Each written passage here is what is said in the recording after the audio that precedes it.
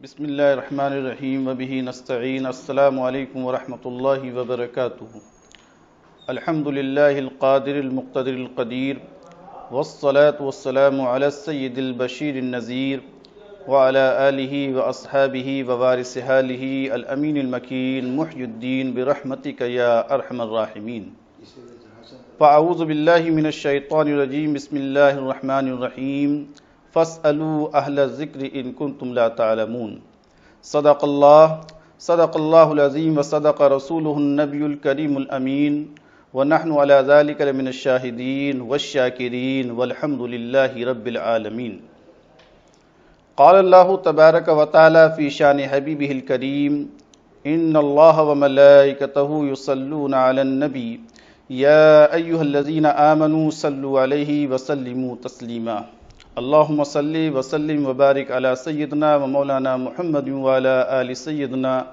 و مولانا محمد وبارک وسلم۔ معزز سامعین و ناظرین، السلام علیکم ورحمۃ اللہ وبرکاتہ۔ رب کائنات کا لاکھ لاکھ شکر و احسان ہے کہ اس نے ہمیں اپنے آخری پیغمبر جناب محمد مصطفیٰ صلی اللہ تعالی علیہ وسلم کی امت میں پیدا فرمایا اور شریعت مطہرہ کی شکل میں قیامت تک باقی رہنے والا دستور حیات عطا فرمایا، جس میں زندگی کے ہر شعبے سے تعلق رکھنے والے مسائل کا حل موجود ہے۔ بڑے خوش نصیب اور سعادت مند ہیں وہ لوگ جو دین میں سمجھ حاصل کرتے ہیں، دین کو جاننے سمجھنے کی کوشش کرتے ہیں اور اس پر عمل کرنے کی کوشش کرتے ہیں۔ اللہ رب العزت ہمیں دین جاننے سمجھنے اور اس پر عمل کرنے کی توفیق عطا فرمائے۔ ماشاءاللہ کثرت سے سوالات موصول ہو رہے ہیں، آپ کے مسائل اور اس کا شرعی حل، یہ پروگرام مسلسل چل رہا ہے۔ اس بار بھی کثیر تعداد میں سوالات موصول ہوئے ہیں۔ آئیے ان کا شرعی جواب جاننے کے لیے سوالات کا رخ کرتے ہیں۔ محمد شان قادری سالمی، جو محلہ نئی سرائے بدایوں کے رہنے والے ہیں، انہوں نے ایک سوال یہ کیا ہے کہ ہم حنفی ہیں، یعنی امام اعظم ابو حنیفہ رضی اللہ تعالیٰ عنہ کی تقلید کرتے ہیں۔ معلوم کرنا یہ ہے کہ حنفی کی نماز شافعی یا حنبلی یا مالکی کے امام کے پیچھے ہو جائے گی۔ دیکھیے شان صاحب، اصل کے لحاظ سے حنفی کی نماز کسی بھی مذہب کے امام کی اقتداء میں درست ہے۔ مثلا حنفی مقتدی شافعی امام کے پیچھے نماز ادا کر سکتا ہے، یا حنفی مقتدی مالکی یا حنبلی امام کی اقتداء میں نماز پڑھ سکتا ہے، لیکن شرط یہ ہے کہ وہ امام احناف کے نزدیک جو اصول ہیں طہارت یا نماز کے شرائط، ان کا خیال رکھے۔ مثلا احناف کے نزدیک چوتھائی سر کا مسح کرنا فرض ہے۔ اب اگر کوئی شافعی مذہب امام نے مسح کیا اور ان کے نزدیک 3 بالوں پر مسح کرا جائے، وہ بھی درست ہے۔ تو اگر کسی شافعی مذہب امام نے 3 بالوں پر مسح کیا تو پھر حنفی مقتدی کی نماز اس امام کے پیچھے نہیں ہوگی۔ اسی طرح احناف کے نزدیک نکسیر پھوٹ جائے تو وضو جاتا رہتا ہے، یا جسم کے کسی حصے سے خون نکلا ظاہری حصے سے اور وہ بدن پر بہہ گیا، اس سے بھی نماز اس کا وضو ٹوٹ جاتا ہے۔ تو اگر کسی شافعی مذہب امام نے نماز پڑھائی اور دوران نماز اس کی نکسیر پھوٹ گئی، کیونکہ نکسیر پھوٹنے سے ان کے نزدیک وضو نہیں جائے گا، یا خون نکلنے سے ان کے نزدیک وضو باقی رہے گا، تو کسی شافعی مذہب امام نے نماز پڑھائی اور دوران نماز اس کی نکسیر پھوٹ گئی، یا جسم کے کسی حصے میں خون نکل آیا، تو اس صورت میں حنفی مقتدی کی نماز اس امام کے پیچھے صحیح نہیں ہوگی۔ الغرض حاصل کلام یہ ہے کہ اگر شافعی یا مالکی یا حنبلی احناف کے نزدیک جو اصول ہیں طہارت کے، نماز کے شرائط ہیں، اس کا خیال رکھے، اس کا پاس رکھے، تو اس صورت میں حنفی مقتدی کی نماز شافعی یا حنبلی یا مالکی امام کے پیچھے درست ہے۔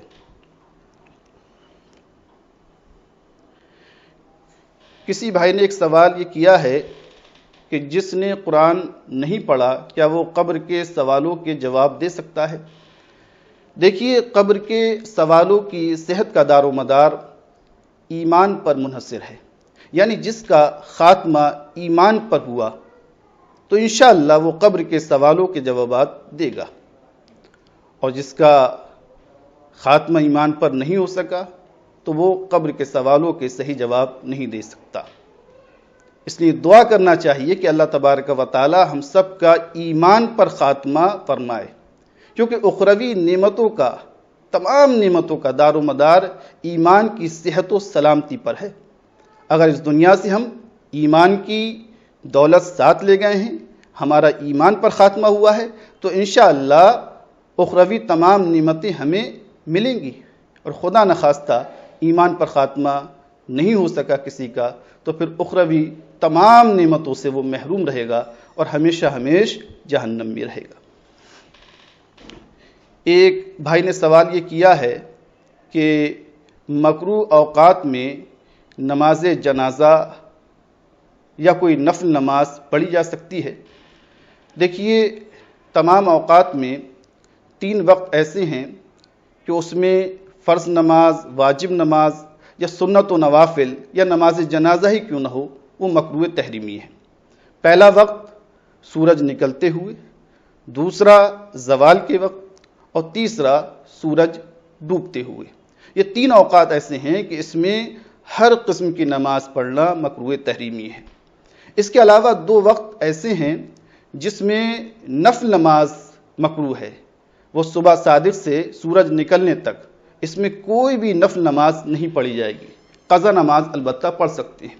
اسی طرح عصر کی نماز کے بعد نفل نماز نہیں ہے، قضا نماز آپ پڑھ سکتے ہیں۔ اب کوئی جنازہ زوال کے وقت آیا، اس وقت تیار ہوا اور آپ نے نماز جنازہ پڑھا دی تو اس میں کوئی کرہت نہیں ہے۔ ہاں، جنازہ پہلے سے آیا ہے لیکن اس میں اتنی تاخیر کر دی کہ زوال کا وقت ہو گیا یا کوئی اور مکروہ وقت ہو گیا اور اس مکروہ وقت میں آپ نے نماز جنازہ پڑھائی تو یہ نماز مکروہ ہوگی۔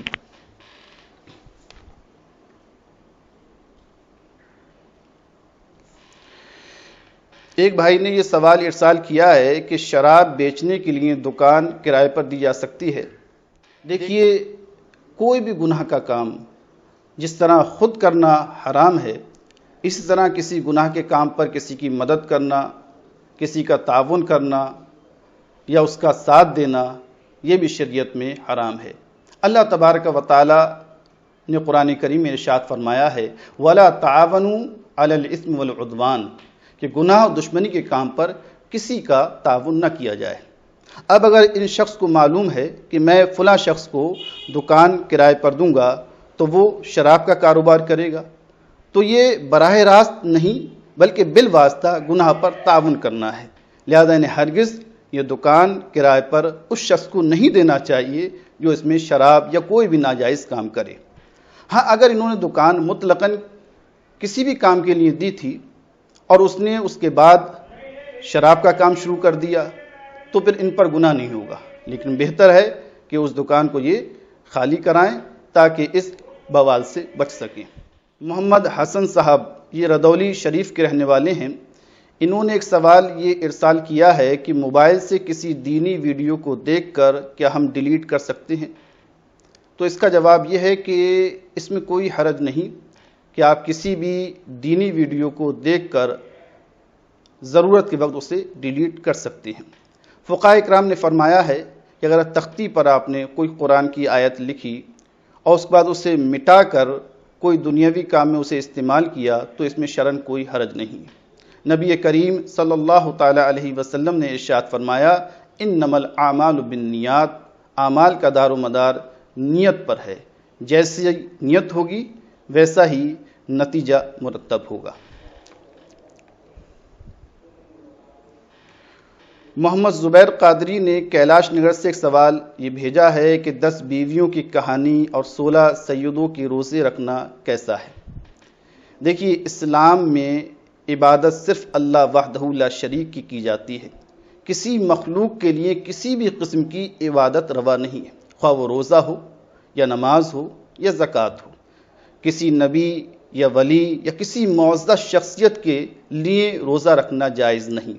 اگر کسی نے غیر اللہ کی عبادت کی نیت سے روزہ رکھا تو وہ دائرہ اسلام سے خارج ہو جائے گا، اور اگر روزہ اللہ ہی کے لیے رکھا ہے، اسی کی عبادت کی نیت سے رکھا ہے، اور اس کا ثواب کسی بزرگ یا کسی بڑی شخصیت کو یا اپنے گھر والوں کو بخش دیا تو یہ صورت جائز ہے۔ اب یہ 10 بیویاں کون ہیں، ان کی کہانی کیا ہے، یہ 16 سید کون ہیں، ان کے احوال زندگی کیا ہیں، اس سے میں ناواقف ہوں، میری معلومات میں یہ نہیں ہے۔ مسلمانوں کو چاہیے کہ حضور نبی کریم صلی اللہ علیہ وسلم کی سیرت کا مطالعہ کریں، صحابہ کرام اہل بیت اطہار کے مستند واقعات کو پڑھیں اور اس سے سبق حاصل کریں۔ یہ دین سے ناواقفیت کی وجہ ہے کہ ہم غیر مستند چیزوں میں پڑ گئے ہیں، غیر مستند واقعات پڑھ رہے ہیں، روایات پڑھ رہے ہیں۔ یہ علماء اور صلحاء سے دوری کا نتیجہ ہے۔ ہمیں علماء اور صلحاء کے قریب ہونا چاہیے، ان سے صحیح معلومات حاصل کر کے اس پر عمل کرنا چاہیے۔ اللہ تبارک و تعالی صحیح ذرائع سے دین حاصل کرنے کی ہمیں توفیق عطا فرمائے اور اس پر عمل کرنے کی توفیق عطا فرمائے۔ سید ارشد صاحب نے اورنگ آباد مہاراشٹر سے ایک سوال کیا ہے کہ لوڈو کھیلنا کیسا ہے؟ دیکھیے، شریعت مطہرہ نے ایسے کھیلوں کی حوصلہ افزائی کی ہے جو بامقصد ہوں، جس میں جسمانی فائدہ ہو، مثلا تیراکی ہے، تیر اندازی ہے، گھوڑ سواری ہے، کشتی وغیرہ، اور ایسے کھیلوں کی حوصلہ شکنی کی ہے جو بے مقصد ہوں، جس میں وقت کا ضیاع ہو، اور شریعت مطہرہ نے ان کھیلوں کو ممنوع قرار دیا ہے جس سے کسی گناہ کا ارتکاب ہو، وہ کھیل کھیلنے سے کوئی گناہ سرزد ہو۔ اب لوڈو میں اگر آپ نے شرط لگائی، کوئی جوئے کی آمیزش کر دی تو یہ حرام ہوگا، لیکن بغیر شرط کے آپ نے محض تفریح تباہ کے لیے لوڈو کھیلا تو یہ حرام ناجائز تو نہیں ہے، لیکن عضو شرع ناپسندیدہ ہے، خلاف اولا ہے۔ کرناٹک سے ہماری ایک بہن نے 2 سوال ارسال کیے ہیں۔ پہلا سوال یہ ہے کہ دارالحرب یا دارالکفر کسے کہتے ہیں، اور ہندوستان کون سا ملک ہے؟ دیکھیے، جس ملک میں اسلامی احکام حقیقتاً یا حکماً نافذ نہیں ہیں، شاعر اسلام ادا کرنے پر مکمل پابندی ہے، مثلا اذان، نماز، جمعہ، عیدین، دیگر اسلامی معاملات پر مکمل پابندی عائد ہے، کوئی فرد وہ کام نہیں کر سکتا، تو وہ دارالحرب یا دارالکفر ہے۔ اس کے علاوہ اگر وہاں اسلامی قوانین حقیقتاً نافذ نہیں ہیں لیکن حکماً ہیں، یعنی شاعر اسلام ادا کرنے کی اجازت ہے، نماز پر کوئی پابندی نہیں ہے، اذان پر کوئی پابندی نہیں ہے، ہر مذہب والا اپنے دین کے مطابق عمل کر سکتا ہے، تو پھر وہ دارالحرب نہیں بلکہ دارالاسلام ہے۔ الحمدللہ ہندوستان دارالاسلام ہے، یہاں ہمیں مکمل آزادی ہے شاعر اسلام ادا کرنے کی۔ انہی بہن نے ایک دوسرا سوال یہ کیا ہے کہ ہندوستان میں بینک سے جو انٹرسٹ ملتا ہے اس کو لینا کیا یہ سود ہے؟ دیکھیے، یہ سود نہیں ہے۔ ہندوستان میں سرکاری بینکوں میں جمع رقم پر جو انٹرسٹ ملتا ہے وہ سود میں داخل نہیں ہے، اس کا لینا جائز ہے، کیونکہ ہندوستان میں عملاً غیر مسلم حکومت ہے، حقیقتاً اسلامی قوانین اور احکام یہاں نافذ نہیں ہیں۔ فقہاء کرام کے مطابق یہاں کے غیر مسلم حربی ہیں، لہذا ان سے اصل رقم پر جو زائد روپے ملتے ہیں اس پر سود کی تعریف صادق نہیں آتی۔ نبی کریم صلی اللہ تعالی علیہ وسلم نے ارشاد فرمایا، لا ربا بین المسلمی والحربی فی دار الحرب، یعنی دار الحرب میں مسلمان اور حربی کے درمیان ربا متحقق نہیں ہوتا، ربا ثابت نہیں ہوتا۔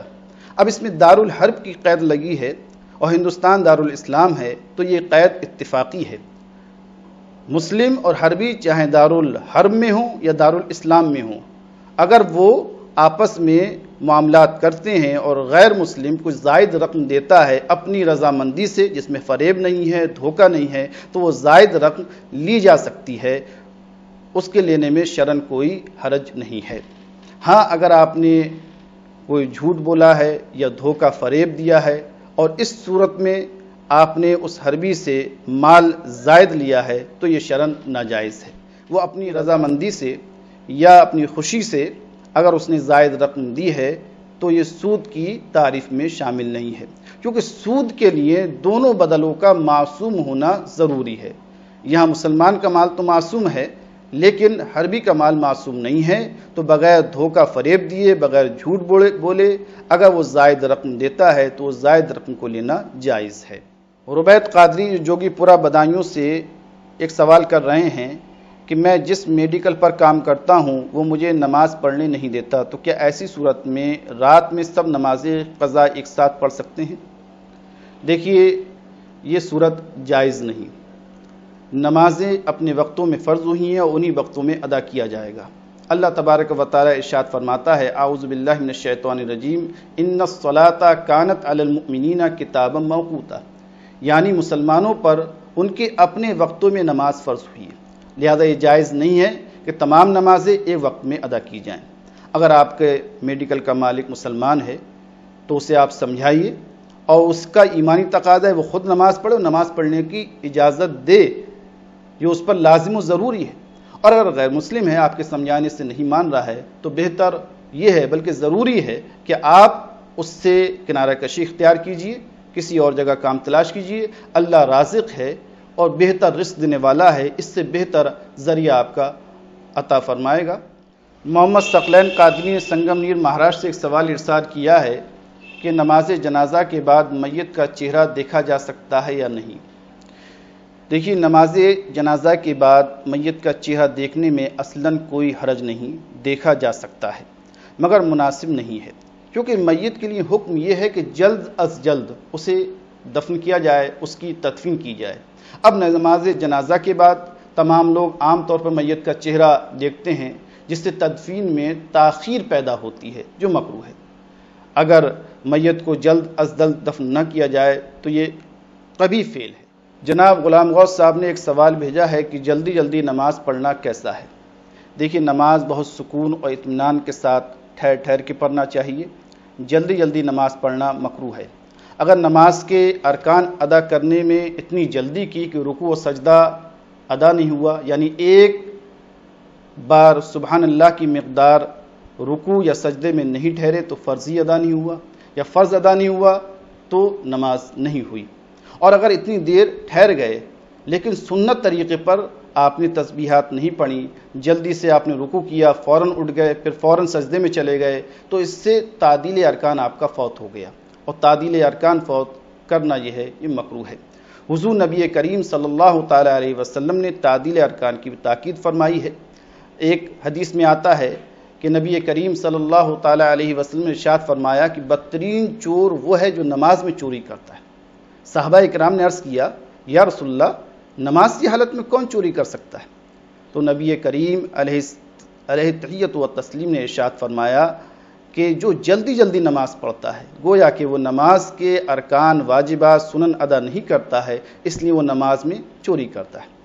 ایک موقع پر نبی کریم صلی اللہ تعالی علیہ وسلم تشریف فرما تھے، ایک شخص آتا ہے، جلدی نماز پڑھتا ہے، تعدیل ارکان نہیں کرتا، آنے کے بعد نبی کریم صلی اللہ تعالی علیہ وسلم کو سلام کرتا ہے، آپ سلام کا جواب دیتے ہیں اور فرماتے ہیں، ارجع، واپس جاؤ، صلی فإنک لم تصلی، دوبارہ نماز پڑھو، تمہیں نماز نہیں پڑھی۔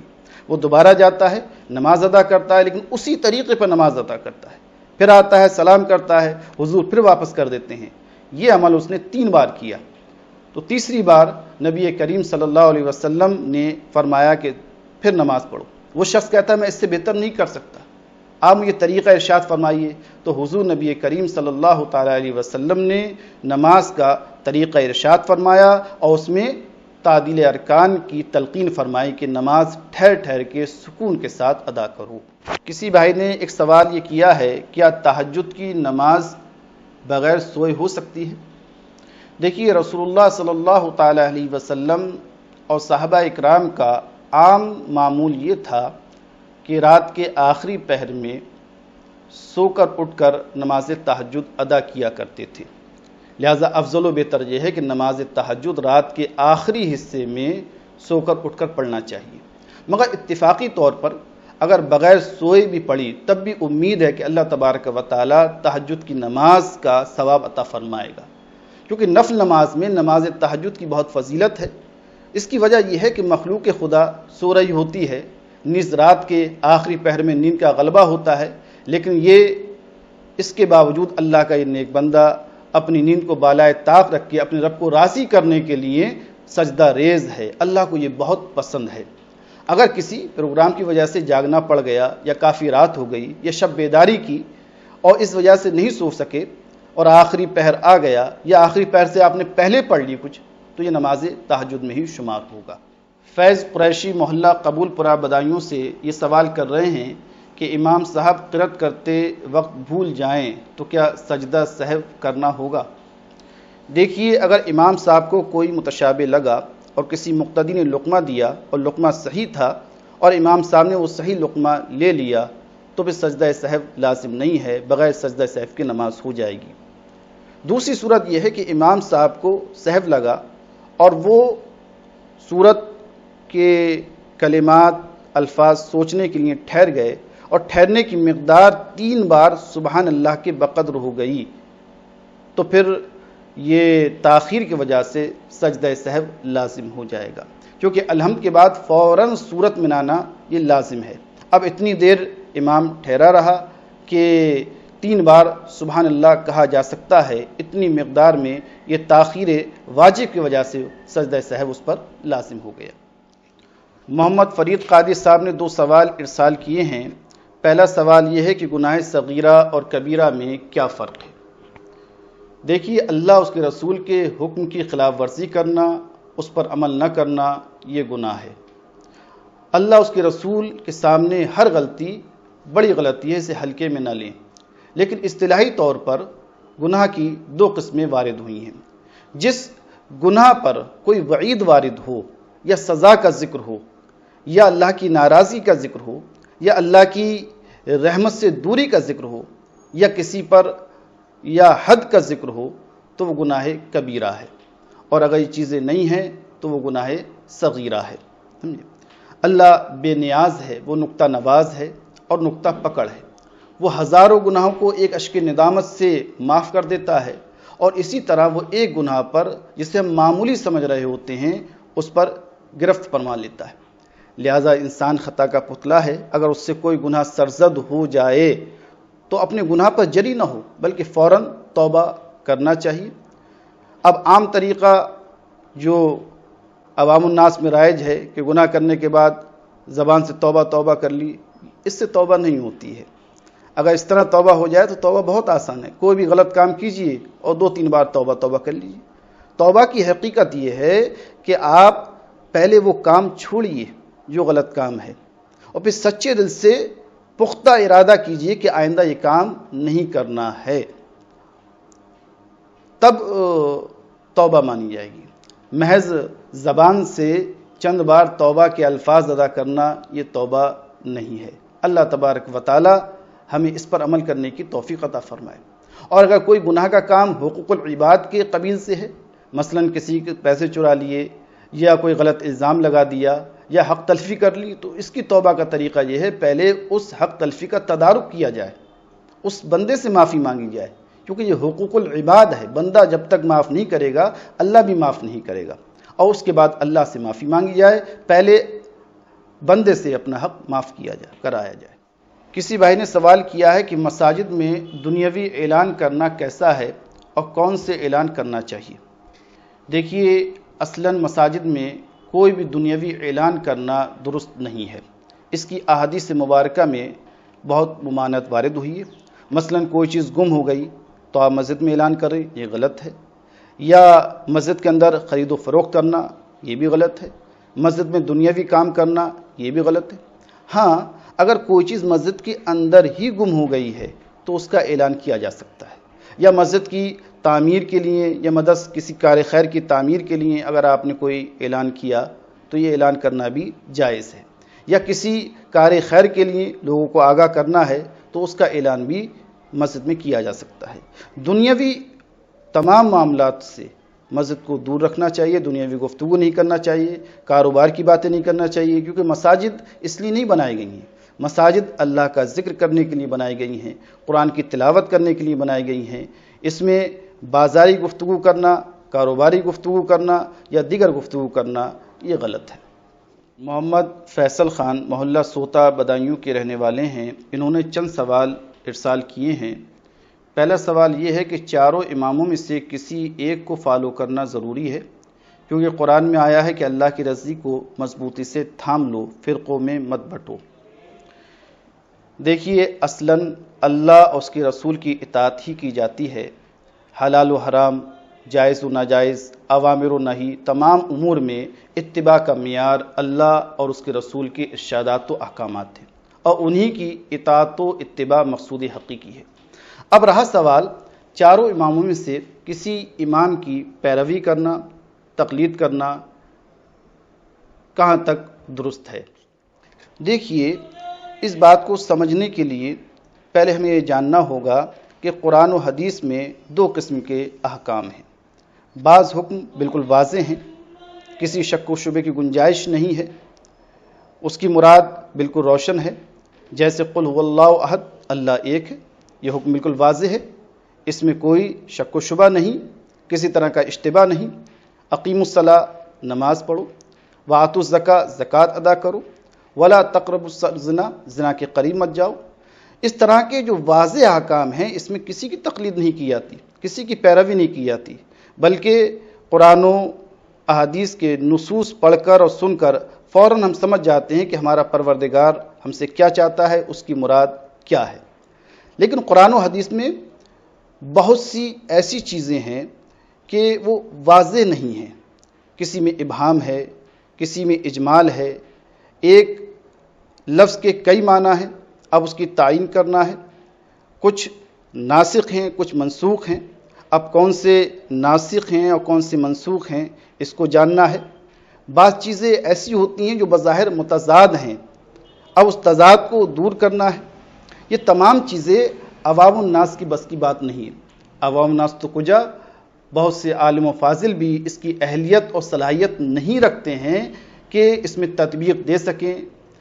جو جانے ہوئے ہمارے مسائل ہیں، تو اب جو مستقبل میں ہزاروں مسائل نکل رہے ہیں، انہیں اس مسائل پر قیاس کرنا ہے، علت تلاش کرنا ہے، پھر اس پر حکم لگانا ہے، یہ ہر ہمہ شمع کی بس کی بات نہیں۔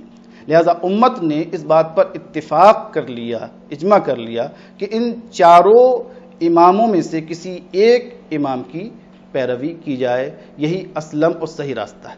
کیونکہ یہ دوسرے قسم کے جو مسائل ہیں، اس کو سمجھنے کے لیے دو طریقے ہیں آپ کے پاس، یا تو اپنی رائے، اپنے فہم پر اعتبار کیا جائے، اور اپنی رائے اور فہم پر اعتبار کرنا یہ انتہائی خطرناک ہے۔ یہ تو ایسا ہی ہو گیا کہ کوئی بیمار ہو جائے تو ڈاکٹر کے پاس جانے کے بجائے خود اپنا علاج کرے، اور آدمی اب خود اپنا علاج کرے گا تو یہ کتنا مہلک ثابت ہوگا، یہ بتانے کی ضرورت نہیں ہے۔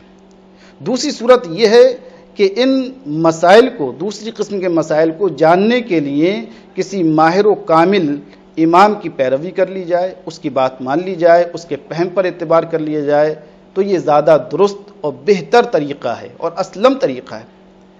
تو اصلاً تو اللہ رسول کی پیروی ہو رہی ہے، لیکن ہم اعتماد اور اعتبار جو ہے اس امام کے فہم پر کر رہے ہیں۔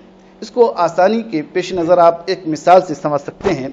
دیکھیے، مقتدی زیادہ ہوں تو امام کسی مکبر کو رکھتا ہے، اب مکبر نے تکبیر کہی تو تمام مقتدیوں پر امام کے احوال مخفی ہیں کہ اس کی حرکات و سکنات کیا ہیں، رکوع میں کب جا رہا ہے، رکوع سے کب اٹھ رہا ہے۔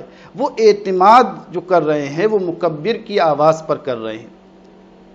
مکبر نے اللہ اکبر کہا تو رکوع میں چلے گئے، مکبر کی آواز پہنچی اللہ اکبر کی تو سجدہ کر لیا۔ تو اب کوئی یہ کہہ سکتا ہے کہ وہ مقتدی جو ہیں وہ مکبر کے ہیں؟